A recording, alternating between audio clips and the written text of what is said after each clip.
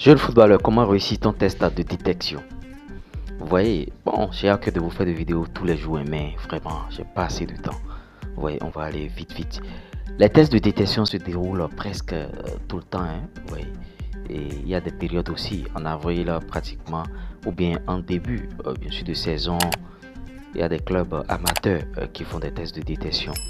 C'est vrai que dans les clubs professionnels, on ne parle pas forcément de détection, mais certains viennent quand même néanmoins en détection, de jeunes joueurs détectés. Dans d'autres pays, des enfants qui ont 18 ans, 19 ans, vous voyez, on aimerait le voir. Maintenant, comment réussir ce test? Je t'invite à suivre cette vidéo du début jusqu'à la fin pour mieux comprendre. Pour un club qui organise un test de détection, c'est que ils veulent recruter le meilleur, le rare, c'est-à-dire eux ils ont des objectifs de détection que le club remet bien sûr à ses scouts ou bien à celui qui va effectuer le tri final pour le club, parce que généralement les clubs même ne s'occupent pas de ça, ou bien les entraîneurs ils ont d'autres choses à faire, donc ils prennent des gens qui font la détection. Avant d'aller à un test de détection, il faut connaître la philosophie du club. Toi, tu vas dans un club pour une détection et tu ne connais pas la philosophie du club. Peut-être que le club joue techniquement. Peut-être que le club, leur philosophie, c'est la conservation de balles. Et toi, tu vas là-bas, tu perds les ballons, tu fais ce que tu veux.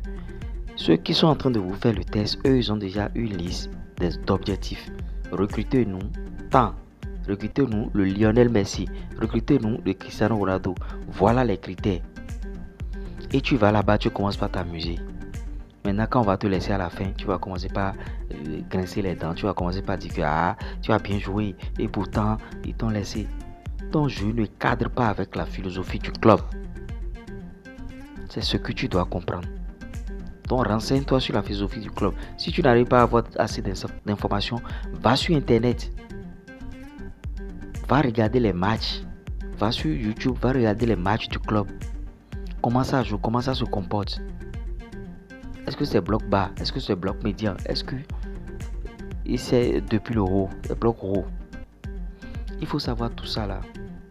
On ne monte pas sur un terrain et on commence pas à jouer pensant que non, c'est pas ça. Ça ne se passe pas comme ça.